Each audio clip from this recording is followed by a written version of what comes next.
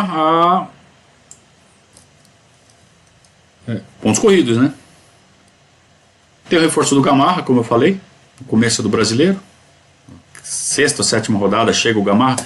Vejam que não tem essa de montar elenco para temporada. Deu lá atrás. Então chega jogador em abril, chega jogador em julho, chega jogador em agosto. Não tem, sabe, planejamento nenhum. Então a gente começa o ano com o Estevão Soares, manda embora atrás o Candinho, manda embora atrás o Bonamigo, manda embora atrás o Leão. O Bonamigo, ele cai depois de uma derrota para o Fortaleza. Deixa eu ver em qual rodada foi isso. 1, 2, 3, 4, 5, 6, 7, 8, 9, 10, 11, 12 rodadas. 12 rodadas, o campeonato tinha 42 rodadas, porque eram 22 clubes, né? Então, 12 de 42, manda embora o Bonamigo. O Bonamigo perde para o Fortaleza. Tinha perdido no domingo para o Corinthians de 3-1. Você perde o derby, detona, né? E aí no domingo seguinte perde do Fortaleza em casa. Fortaleza em casa por 2-1. Lateral direito do Fortaleza era o Amaral. Amaral que depois veio o Palmeiras. O Leão trouxe. O Leão ficou encantado com esse Amaral. Talvez ele que tenha falado lá, vai lá, acaba com o Palmeiras, que o Bonamigo cai e eu levo você pra lá. Deve ter sido isso. O fato é que o Pedrinho já estava de volta, tá? Pedrinho recuperado, já estava começando a fazer os primeiros jogos, mas não é suficiente. O Bonamigo cai e vem o Leão. Eu lembro do Leão chegando no Palmeiras como superstar. Ele estava realmente numa fase de muito prestígio na carreira. Eu lembro que o diretor administrativo do Palmeiras, ele era vice-presidente e diretor administrativo, era o Friso, Roberto Friso. E na época eu era sócio do clube. E eu não sei o que eu fui perguntar para ele. Eu fui cobrar alguma coisa do Friso. Falar, Friso, por que tá acontecendo tal coisa? Eu não lembro o que eu fui cobrar dele. Ele falou assim, porque o Leão quer. Leão? Aí ele olhou assim pra mim e falou assim, pô, a gente paga 300 pau pro cara, pra ele, por que adianta a gente dar esse salário? Eu ganhava 300 mil reais por mês há 15 anos atrás. Era um salário absolutamente fora da realidade do futebol brasileiro. Tá? 300 pau naquela época era tipo um pau e 200 hoje. Vai? Talvez em termos... se você for fazer a deflação daqui para trás e chegar no valor, talvez não seja tanto, mas ninguém ganhava 300 pau. Ninguém ganhava 300 pau. Era um salário assim, absurdo.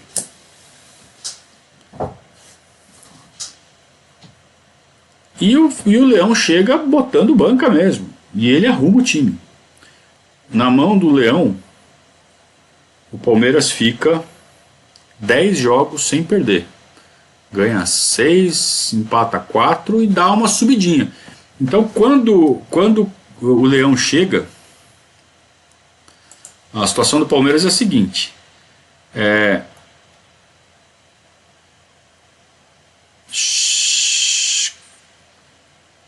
Vamos lá. Não é aqui não. É aqui. Quando o Leão chega, a gente está com 13 pontos atrás do líder. Em 17º lugar. É a campanha do Bonamigo. Depois dessa reação, o Palmeiras chega a ficar a 9 pontos do líder, ou seja, tirou 8, com 14 jogos para fazer ainda. Então você tem 14 jogos e você está 9 pontos atrás. Dá, não dá? Time embalado ainda.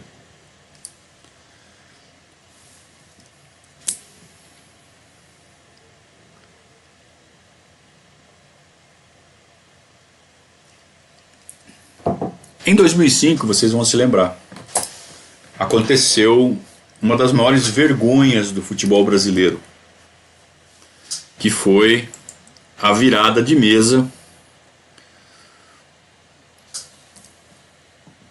promovida pelo STJD para ajudar o Corinthians.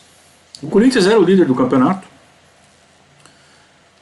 tinha zilhões da máfia russa investido,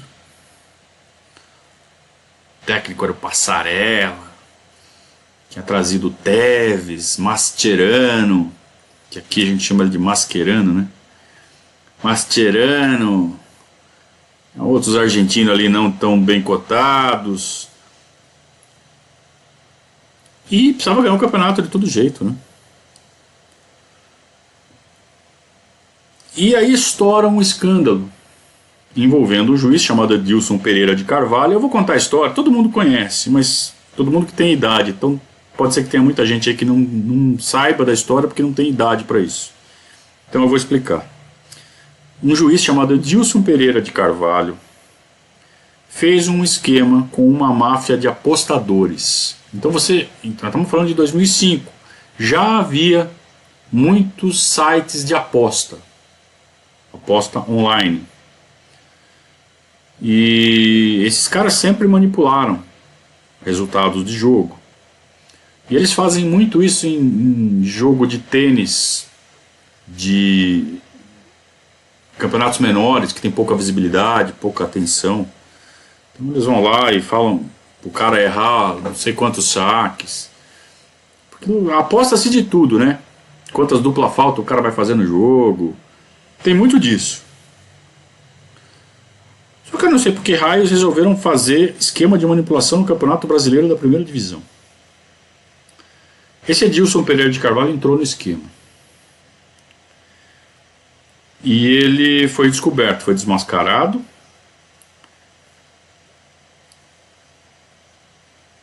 E confessou. Inclusive ele fala assim, olha, teve um jogo, Juventude e Figueirense, em Caxias, que eu tinha que fazer o Juventude ganhar.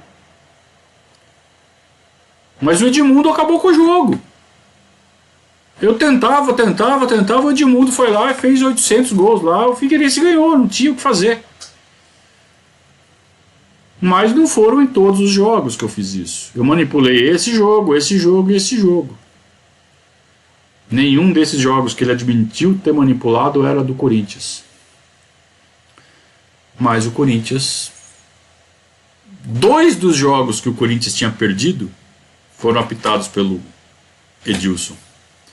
E o Corinthians fez toda a pressão possível através... sei lá como, né? Mas tinha muito dinheiro por trás. O seu Luiz Sveiter era o presidente do STJD. Ele convoca uma coletiva num domingo de manhã no Esporte Espetacular da Globo para falar que todos os jogos que o Edilson Pereira de Carvalho apitou estavam anulados e que as partidas iam ser disputadas novamente. Ou seja, o Corinthians perdeu 6 pontos sem influência do Edilson, porque foram jogos em que ele falou, não, neste aqui não teve nada.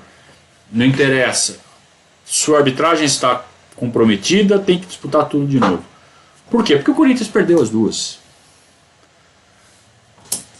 E o Corinthians tinha feito 0 ponto, tinha perdido para o Santos, perdido para o São Paulo, perdido para o Santos. Aí na redisputa, o Corinthians ganha do Santos e empata com o São Paulo, ou seja, o Corinthians ganha 4 pontos. Então a diferença do Palmeiras, que estava em 9, ela passa a ficar em 13. E aí já não dá mais. 9 daria, assim, se o Palmeiras fizesse uma reação espetacular, desse tudo certo. Aí quando ficou 13 a diferença, falou, velho, não dá. Não dá mesmo. E aí o Palmeiras precisa focar na Libertadores.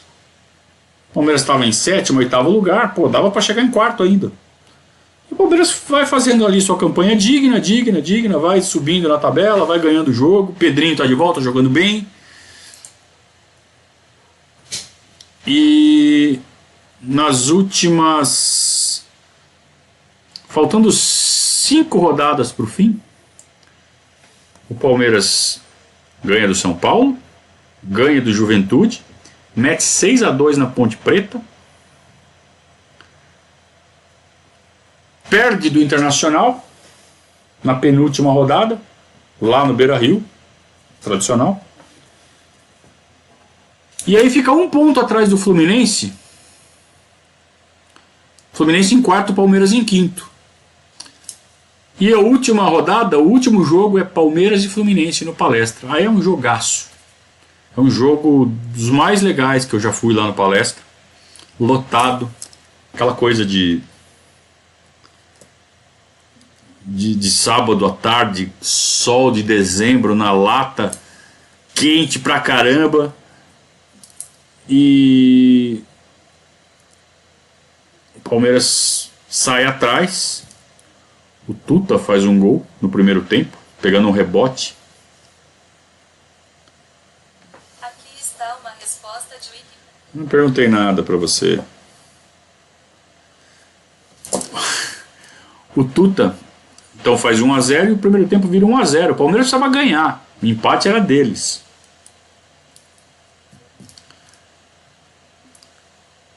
Foi um jogaço, gente. Foi um jogaço. No segundo tempo, o Palmeiras volta com tudo. E num lance em que o Marcos se esforça para não deixar a bola sair pela lateral, que ia ser lateral pro Fluminense, o Marcos corre, chega perto da bandeirinha do escanteio, domina, olha pra frente e faz o lançamento. O Joino tá perto da linha lateral, lá no campo de ataque. O Joino com uma puta de uma classe, uma categoria, ele domina a bola, olha pro meio, toca pro Dumbo, o Dumbo recebe de costas, gira, tira o zagueiro e mete o canudaço de fora e empata 1-1. Você fala, nossa senhora, agora vai virar. Isso começa do segundo tempo. Explode o Palestra. Vamos para Libertadores, a briga é para ir para Libertadores.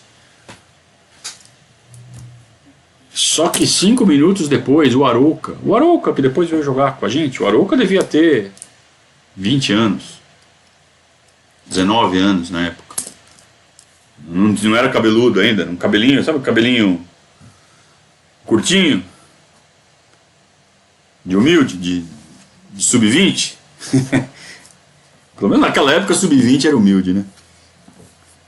O Arouca pega um foguete de fora da área, parecido com o do Cicinho. A bola bate no travessão, pinga dentro e sai. Ela não chega nem a bater na rede. Mas uma paulada. E o Marcos fica, puta, não tem como pegar. E não tinha mesmo. Mesmo tendo sido de muito longe, porque foi muito forte o chute. Aí o Marcos, para levar uns gols de fora desse também, o Gilmar, lembra do gol do Gilmar? A Sul-Americana.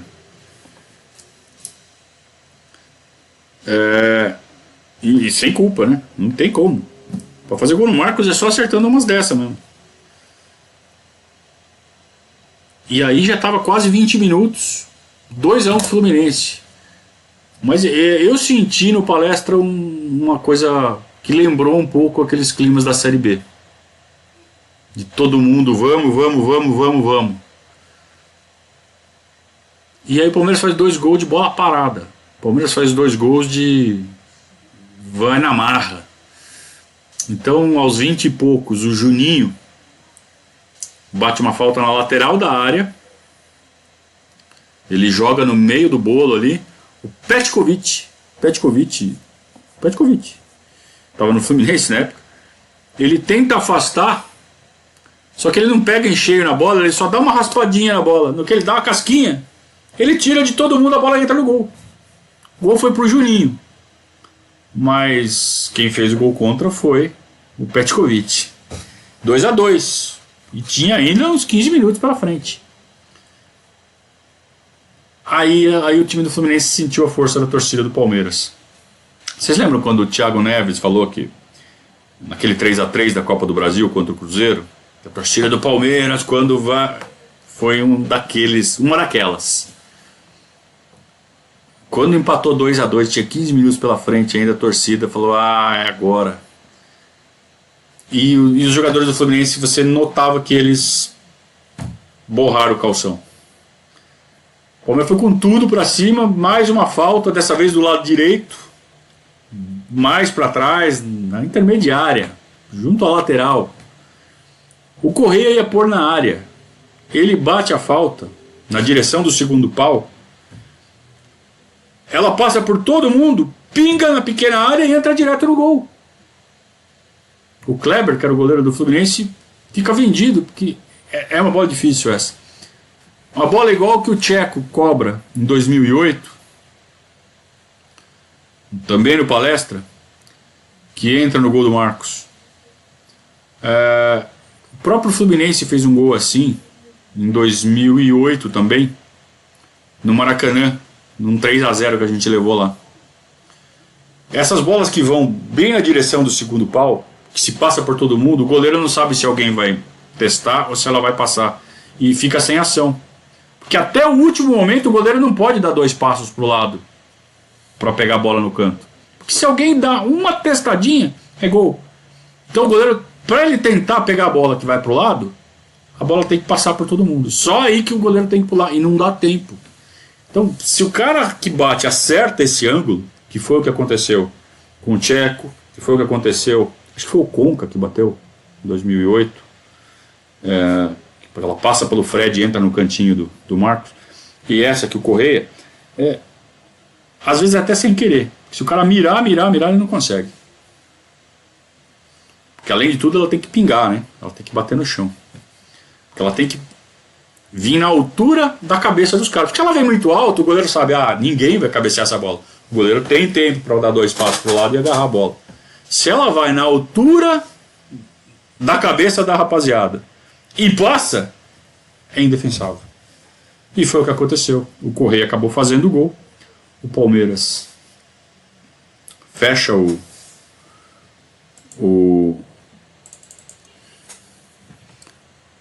ano com 4º lugar de novo no Campeonato Brasileiro e vai para a Libertadores de novo. E aí eu volto ao começo da nossa transmissão. O time era ruim. O time fez uma temporada sem nenhum planejamento. E não fez feio na Libertadores e não fez feio no Brasileiro. Fez feio no Paulista, mas até aí já ninguém me lembrava mais. Não fez feio na Libertadores. Não fez feio no Brasileiro, pro time que tinha. Então fica aquela impressão, agora a gente está com o Leão, que é um técnico top. É só dar uma ajeitada no time, fazer aquelas contratações pontuais, que vai dar tudo certo. O Palaia era o diretor de futebol na época, né? Ele vai na imprensa, fala que vai dar um presente de Natal para o Palmeiras. A torcida clama pela chegada do Edmundo. O Edmundo é contratado, mas não é o presente de Natal, né? Quem será o presente de Natal? Aí começa aquela especulação. O Orkut explode. As lendas do Orkut se proliferam. O menino da cabeça cortada. Que depois a gente ficou sabendo que era o Gabriel Jesus, né? Zoeira. Olha, foram anos muito malucos em que o Palmeiras oscilou demais. Volto a falar aquilo que eu falei no programa passado. O futebol brasileiro estava nivelado por baixo. O futebol que se jogava aqui no Brasil era de um nível muito fraco, muito ruim. O São Paulo é tricampeão brasileiro, não é à toa. Tinha o timaço? Não tinha. Era a terra de cego. São Paulo tinha um olho, um só. Era um time mais ou menos. Ganhou 3 vezes o brasileiro seguido, pontos corridos. Porque não tinha adversários. O Palmeiras era só mais um desses clubes que achava que fazendo de qualquer jeito ganhava. Então o Corinthians ganhou o Campeonato Brasileiro roubado, teve que voltar a jogo para recuperar ponto, e mesmo assim teve que roubar o Internacional. Porque se o Internacional ganha o jogo do Corinthians no Pacaembu, o Internacional era campeão. E o Márcio Rezende de Freitas, que já tinha manipulado um campeonato 10 anos antes, em 95, a favor do Botafogo contra o Santos, ele manipulou mais uma vez, dessa vez a favor do Corinthians, no mesmo estádio, no mesmo gol, no gol do tobogã. Ele rouba absurdamente o Internacional, ele deixa de dar um pênalti em cima do Tinga, expulsa o Tinga do Inter, e o Corinthians acaba campeão brasileiro. Depois sai, os russos vão embora, o Corinthians volta a ter um time horroroso, cai 2 anos depois. Mas por quê? Porque não tinha um time brasileiro decente, forte. Então o Palmeiras chegou em 4º lugar em 2004, em 4º lugar em 2005, por falta de adversário, porque era ruim. Ainda se jogava no vamos de qualquer jeito no futebol brasileiro. E isso perdurou até meados desta década. Acho que o profissionalismo realmente chegou no futebol brasileiro para valer com o Palmeiras, né? Em 2015, um projetaço feito pela diretoria do Palmeiras, do Paulo Nobre. O mesmo Cruzeiro, que fez um bom bicampeonato, a gente sabe como o Cruzeiro ergue seus times, né? Se endividando até a tampa e depois vendendo jogador e pagando as dívidas. O Cruzeiro sempre foi um time que jogou, que montou seus times na base do estica e puxa, né? Estica, estica, estica, faz um puta time, ganha um monte de título, aí vende todo mundo, fica lá em 10º lugar 3 anos seguidos, ninguém lembra, porque depois faz puta timaço de novo e ganha título de novo. Dessa vez a conta chegou e eles não conseguiram pagar. Fluminense, mesma coisa. O Fluminense, sim, um baita do mecenato, dinheiro da Unimed, só da Unimed, porque não ganhava dinheiro de televisão, não tem torcida, não tem nada, era só dinheiro da Unimed. E conseguiu fazer time para ganhar 2 campeonatos brasileiros, mas você vê, não tem sequência. Falam da Crefisa, mas a Crefisa 15%, 12%, 14% do orçamento. Dinheiro vem da televisão, vem da torcida.